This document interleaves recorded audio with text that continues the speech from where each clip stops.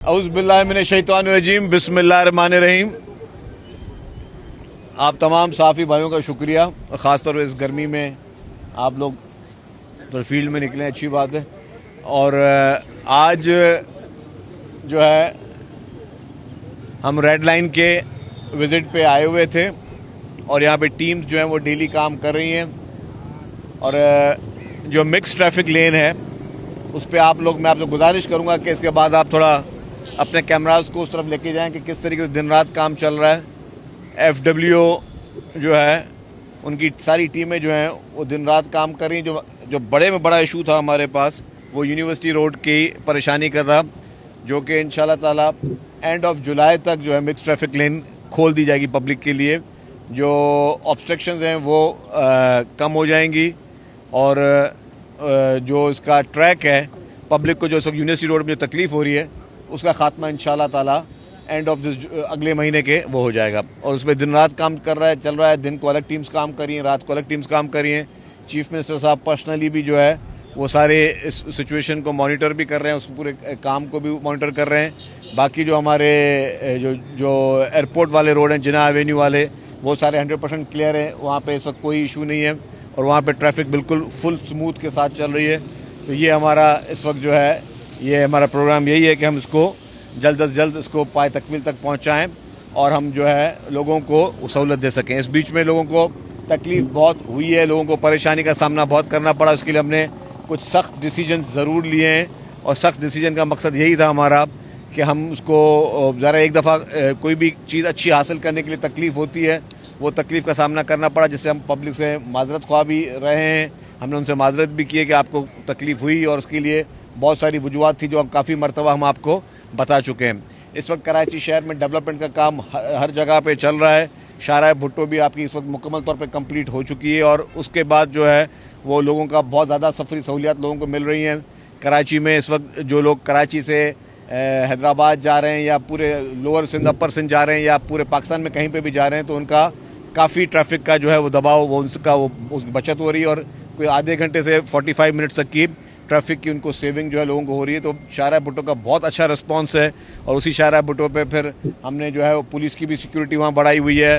Rescue 1122 के इदारे भी वहाँ पे डिप्लॉय किए हुए हैं, एम्बुलेंसेज भी डिप्लॉय की हुई हैं, फायर ब्रिगेड्स भी डिप्लॉय की हुई हैं, ताकि खुदा न खास्ता किसी भी सूरत में जो है जो भी एक बेसिक फैसिलिटीज़ हैं वो शाहराह भुट्टो पे इस वक्त प्रोवाइड कर दी जा चुकी हैं। और वो शाहराह भुट्टो एक स्टेट ऑफ द आर्ट इस वक्त प्रोजेक्ट है।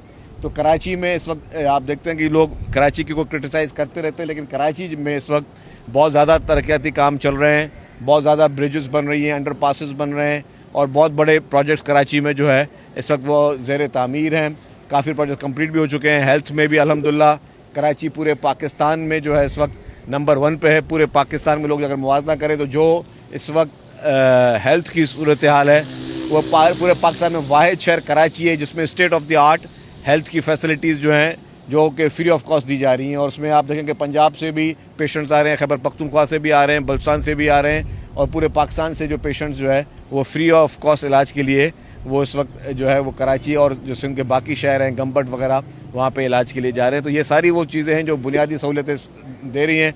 हमारे पास मोटरवेज़ के इशूज़ हैं, वो हमने बहुत मरतबा उसको हाईलाइट किया कि वफाकी हुकूमत की जानिब से जो है वो हमेशा मोटरवेज़ जो है वो यहाँ पे थोड़ा उस पर कम उसको सिंध को प्रायोरिटी दी गई है इस वक्त। हालांकि जो कराची आपका पोर्ट सिटी है तो पूरे कराची की जो इस वक्त जो ट्रैफिक है, हैवी ट्रैफिक इंपोर्ट के लिए और एक्सपोर्ट के लिए वो कराची आती है। तो जब आपने मोटरवे की शुरुआत करनी है तो मोटरवे की शुरुआत आपने कराची से करनी है कि वो आपका समझे कि वो वहाँ से शुरुआत है उसकी, तो वहाँ के बाद फिर पाकिस्तान के बाकी इलाकों में मोटरवे जानी चाहिए। लेकिन हमारे पास इस बार थोड़ा उसका उल्टा किस्सा किया गया कि पूरे पाकिस्तान में मोटरवे बन गए, सिर्फ और सिर्फ जो यहाँ पे नेशनल हाईवे के जो रोड हैं जो कि फेडरल गवर्नमेंट के अंडर आते हैं वहाँ पे सड़कें जो हैं उनका अभी प्रॉब्लम है। बाकी जो सिंध गवर्नमेंट की जो रोड्स हैं वो सड़कें हैं वहाँ पे सिंध भर में, मैं किसी एक शहर की बात नहीं कर रहा, सिंध भर में जो है वो बेहतर से बेहतर जो है वो ट्रैफिक का निज़ाम दिया गया है जिससे लोगों को सफरी सहूलियात जो है वो मुयसर हो रही हैं। और आपको पता है कि इस वक्त सिंध जो है वो हर हाल में सबसे बेहतर से बेहतर काम कर रहा है। इस वक्त सिंध में पाकिस्तान ने दुनिया का सबसे बड़े में बड़ा रिहायशी मनसूबा जो है वो हाउसिंग का 21 लाख घर जो बन रहे हैं वो भी सूबा सिंध में बन रहे हैं। جو کہ چیئرمین بلاول بھٹو زرداری صاحب کا ویژن تھا, پریزیڈنٹ آصف علی زرداری صاحب کا ویژن تھا, اور وہ 21 لاکھ گھر بن رہے ہیں جو کہ کسی اور صوبے میں, کسی اور ملک میں نہیں ہے. تو صوبوں کی بات نہیں کریں, دنیا کے کسی بھی ملک میں 21 لاکھ گھر مفت میں بنا کے دینا 21 لاکھ خاندانوں کو ایک بہت بڑا جو ہے وہ پاکستان پیپلز پارٹی کی سندھ حکومت کا وہ کارنامہ ہے. تو اسی طریقے سے میں کہتا ہوں کہ جی جس طریقے سے سندھ میں اس وقت انرجی پہ پروجیکٹس پہ کام ہو رہا ہے, آپ کے تھر پارکر میں اس وقت جو ہے وہ جس طریقے سے کوئلے سے بجلی بنائی جا رہی ہے, $1 بلین حکومت سندھ نے خرچ کیا ہے. $1 بلین سے زائد حکومت سندھ نے خرچ کیا ہے. پبلک پرائیویٹ پارٹنرشپ میں بھی جو پروجیکٹس بن رہے ہیں, اور وہ پبلک پرائیویٹ پارٹنرشپ کے پروجیکٹس اب کراچی میں بھی بن رہے ہیں اور باقی شہروں میں بھی بن گئے ہیں, کافی میں بن رہے ہیں. تو یہ بھی پورے پاکستان میں پبلک پرائیویٹ پارٹنرشپ کے جو state of the art projects ہیں, جس طریقے سے حکومت سندھ کر رہی ہے کام, جس کو پرائم منسٹر بھی ایکنالج کر رہے ہیں, باقی لوگ بھی ایکنالج کر رہے ہیں, تو یہ میں سمجھتا ہوں کہ بہت بڑی ایک اچھی چیز ہے کہ سندھ جو ہے اس کو لیڈ کر رہا ہے. لوگ جو ہے اس وقت میں نے دیکھا کہ مختلف جگہوں پر جو ہے کمپیریزنس کرتے ہیں یا مثالیں دیتے ہیں, تو سندھ وہ صوبہ ہے جس پہ سب سے زیادہ پریشر ہے. سندھ وہ صوبہ ہے جس میں نے کہا کہ امپورٹ اور ایکسپورٹ یہاں سے ہوتی ہے, تو کراچی میں پورے پاکستان کی ہیوی ٹریفک آتی ہے کراچی میں, اور یہیں پہ جو ہے وہ انفراسٹرکچر کو نقصان بھی پہنچاتی ہے. اور اسی لیے اب انفراسٹرکچر کی بہتری کے لیے کافی پروجیکٹس کر رہے ہیں. ابھی ہماری SMTA کی لاسٹ میٹنگ ہوئی تھی, تو ہم نے ایک پروجیکٹ کی اسٹڈی کے لیے PND کو دیا ہے, جس میں ہم چاہ رہے ہیں کہ جتنی بھی ہیوی ٹریفک ہے اس کو ہم یہاں سے شفٹ کر دیں, اور اس کو ناردرن بائی پاس پہ ہم اسٹیٹ آف دی آرٹ ایک بہت بڑا ایک ہیوی ٹریفک کا ٹرمینل بنانے جا رہے ہیں. اور ہم نے ابھی ایک اور اسٹڈی بھی کرنے جا رہے ہیں کہ ہم اس کے ساتھ ساتھ جو کہ ایک ریلوے کی لائن اسپیشلی ہم بچھائیں, تاکہ جو گڈز ہیں وہ ساری ناردرن بائی پاس تک جائیں, اور جتنی بھی پورے پاکستان کی ہیوی ٹریفک جو پورٹس کے لیے آتی ہے وہ اپنی لوڈنگ کے لیے اور اس کو جو ہے ان چیزوں کو کہ ٹرانسپورٹ کے لیے وہ صرف ناردرن بائی پاس تک رہے, اور ناردرن بائی پاس کے سے آگے جو ہے ہماری ٹریفک ہیوی ٹریفک جو ہے وہ شہروں میں نہ آئے. تو یہ اس طرح کے چیلنجز ہمارے پاس ہیں. ہمارے پاس شہر میں ٹریفک کے چیلنجز, اس میں آپ کو واٹر ٹینکرز وغیرہ بھی نظر آتے ہوں گے. اب اس میں بھی ایشو ہے کہ باقی شہروں کو لوگ موازنہ کرتے ہیں. اگر پنجاب میں جا کے دیکھیں, لاہور میں دیکھیں یا دوسری جگہوں پہ دیکھیں, تو وہاں پہ سارا سب سوائل واٹر ہے. وہاں پہ اگر پینے کا پانی چاہیے تو سب سوائل آپ نے جو ہے وہ بورنگ کا پانی ان کا چل رہا ہے, جو کہ وہ پورے لاہور کو اور باقی شہروں کو مل رہا ہے. سندھ میں اب کراچی ٹیل میں ہے, اس وقت بھی کراچی کو پانی کی شارٹیج 20% ہے, جس کا سندھ حکومت نے بہت دفعہ خط بھی ارسا کو لکھا ہے کہ جی 20% کی ہمیں اس وقت پانی کی شارٹیج مل رہی ہے. تو اس وجہ سے بھی پانی کی شارٹیج کا شہر کو سامنا کرنا پڑ رہا ہے. تو اس پانی کو جو ہمارا جو پانی ہمیں 20% وہ شارٹ ہو رہا ہے, پھر شہر کے لیے وہ ٹینکروں کے ذریعے پانی کو جو ہے وہ پہنچانا پڑ رہا ہے. تو وہ بھی ایک ٹریفک, وہ بھی ہمارے پاس ٹریفک کا اور انفراسٹرکچر پہ ایک بہت بڑا دباؤ ہے. تو ہمارے شہر کو چیلنجز بہت ہیں. روزگار کے لیے پورے پاکستان سے لوگ جو ہے وہ کراچی آتے ہیں. پورے پاکستان سے لوگ روزگار کے لیے اسلام آباد, لاہور یا کسی اور شہر نہیں جاتے. بلوچستان سے لوگ, خیبر پختونخوا سے لوگ, کشمیر سے لوگ, گلگت بلتستان سے لوگ. آپ دیکھیں کہ کراچی وہ پاکستان کا واحد شہر ہے, آپ کو ہر زبان بولنے والا ملے گا, ہر رنگ نسل کا آدمی آپ کو ملے گا. اس طریقے کی آپ کو ڈائنامکس جو ہے وہ پاکستان کے کسی شہر میں نہیں ملیں گی, کیونکہ کراچی جو ہے وہ ساری چیزوں کا بوجھ اٹھا رہا ہے. روزگار کا بوجھ بھی اٹھا رہا ہے, ہیلتھ کا, جو میں نے بتایا کہ پورے پاکستان سے لوگ ہیلتھ کے لیے آ رہے ہیں, تو ہیلتھ کے فیسلٹیز کے لیے آ رہے ہیں, تو اس کا بوجھ بھی اٹھا رہا ہے. تو پاکستان کا سب سے زیادہ چیلنج والا شہر جو ہے وہ کراچی ہے, اور سب سے زیادہ کراچی ٹیکس بھی دے رہا ہے.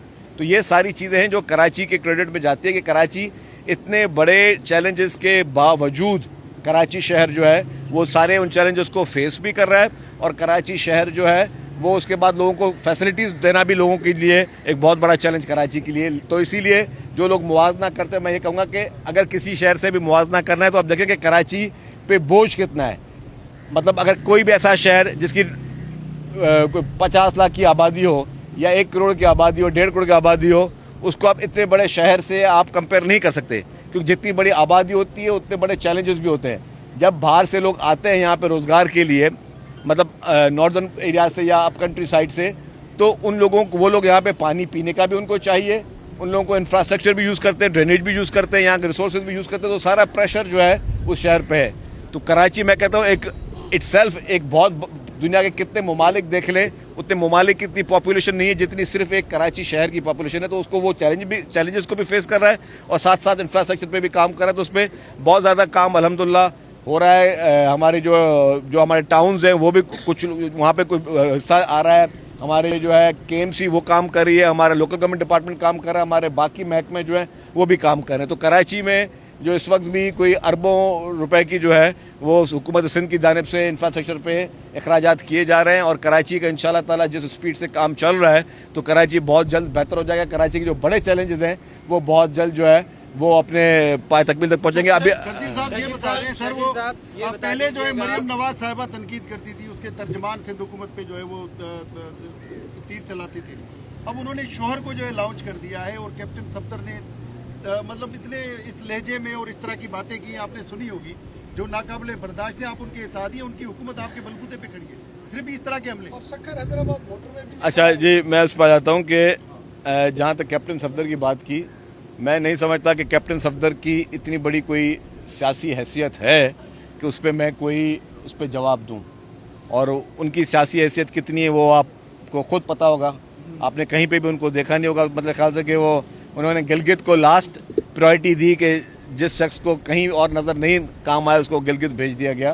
باقی میں ذاتی قسم کا کوئی حملہ نہیں کروں گا, کیونکہ ان کی سیاست میں ہماری سیاست میں یہ فرق ہے کہ ہمیشہ گالم گلوچ کی سیاست, غلط قسم کی سیاست, بہتان کی سیاست جو ہے انفارچونیٹلی ہمیں یہ دیکھنے کو ملی, جو کہ اس الیکشن میں بھی نظر آئی گلگت میں. اور وہاں پہ جس طرح کی لینگویج استعمال کی گئی, میں سمجھتا ہوں کہ اس سے زیادہ شرم سے ڈوب مرنے کا اور کوئی مقام نہیں تھا جو لینگویج کیپٹن صفدر نے کی. اور پھر وہی کیپٹن صفدر یہاں پہ یہ دیکھ رہے ہیں پیچھے کیا ہے, یہ مزار قائد نظر آ رہا ہے, یہ کیمراز دکھا رہے ہیں مزار قائد. اسی مزار قائد پہ بیٹھ کے جو انہوں نے تماشے کیے تھے اندر جا کے, اس کی حرمت کا خیال بھی کیپٹن صفدر نے نہیں کیا تھا. اور وہاں پہ جس طریقے سے نعرے لگائے اور ہلڑ بازی کی, تو یہ ایک بہت ہی ہمارے لیے نہایت ہی ایک بہت ہی مقدس مقام ہے. قائد اعظم محمد علی جناح رحمۃ اللہ علیہ کی جو یہاں پہ ان کی مزار ہے, ہم سب کے لیے بہت ہی ایک امپورٹنٹ. وہاں پہ بیٹھ کے بھی انہوں نے یہاں پہ تماشے کیے تھے کیپٹن صفدر نے. تو میں نہیں سمجھتا کہ کیپٹن صفدر کو جواب دینا چاہیے. ہاں باقی جہاں تک گلگت بلتستان کی الیکشن ہے, انشاءاللہ تعالیٰ Pakistan Peoples Party clean sweep کرے گی. آپ نے دیکھا, اور یہ میں نہیں کہہ رہا, آپ کے ٹی وی اسکرینز کہہ رہی ہیں, آپ نے جلسے دیکھے, پیپلز پارٹی کے جتنے جلسے تھے اس میں ہزاروں کی تعداد میں لوگ تھے. مسلم لیگ نون کا کوئی ایک جلسہ بھی ایسا نہیں تھا, وہ لگ رہا تھا جیسے کارنر میٹنگ تھی. اور یہ بات میں ایز اے پولیٹیکل اپوننٹ نہیں بول رہا, میں سارے میڈیا ہاؤسز کو بولوں گا کہ سارے جلسے نکال دیں آپ PMLN کو اور پیپلز پارٹی کے, تو پبلک کی جو وہ تھی, جو توجہ تھی یا پبلک کا جو رجحان تھا وہ پیپلز پارٹی کی طرف تھا. وہ چاہ رہی تھی پبلک کہ جی نوجوان قیادت آئے, اور گلگت بلتستان کا نام پریزیڈنٹ آصف علی زرداری صاحب نے رکھا, ان کے رائٹس ان کو وہاں پہ دیے, اور جس طریقے سے انہوں نے گلگت بلتستان کو رائٹس دیے, ان کے جو حقوق تھے وہ ان کو دیے 18ویں ترمیم کے بعد, میں سمجھتا ہوں یہ ایک بہت بڑا جو ہے ان کی ڈیمانڈ تھی. اور آج بھی پیپلز پارٹی جو ہے وہ حقیقی معنوں میں, چاہے کشمیر ہو, گلگت بلتستان ہو, یہ واحد پارٹی جو کہ پورے پاکستان کو جوڑتی ہے. ہم ہمیشہ کہتے ہیں کہ یہ واحد پولیٹیکل پارٹی جو بغیر کسی ایتھنیسٹی کے, بغیر کسی کی اور چیز کے, وہ پورے پاکستان میں ہر جگہ قائم ہے. اور لوگوں کا جو رجحان تھا, میں سمجھتا ہوں اس بار سب لوگوں کو نظر آ گیا کہ کس طریقے سے, حالانکہ مسلم لیگ نون کی اعلیٰ قیادت بھی گئی ہوئی تھی, میاں نواز شریف صاحب بھی گئے ہوئے تھے, ان کے باقی لیڈران بھی گئے ہوئے تھے, اور جن لوگوں کو نہیں جانا چاہیے تھا, کچھ وفاقی وزراء بھی وہاں گئے ہوئے تھے. وفاقی وزراء وہاں پہ اسکیموں کے اعلان بھی کر رہے تھے, جو کہ الیکشن کمیشن آف پاکستان کے کوڈ آف کنڈکٹ کی دھجیاں اڑائی گئیں. اور وہ صرف یہ, اگر الیکشن کے وہ اعلانات یا اسکیموں کے اعلانات کرنے تھے تو نارمل دنوں میں بھی جاتے, وہ صرف ان دنوں میں اس لیے گئے تاکہ وہاں پہ وہ جو ہے وہ جو ہمیشہ ان کے حربے ہوتے ہیں وہ استعمال کریں. لیکن میں سمجھتا ہوں کہ مسلم لیگ نون کو اس بار شکست ہوگی, اور پیپلز پارٹی انشاءاللہ تعالی جو ہے وہ بہت بڑی فتح حاصل کرے گی. صاحب یہ بتا دیجیے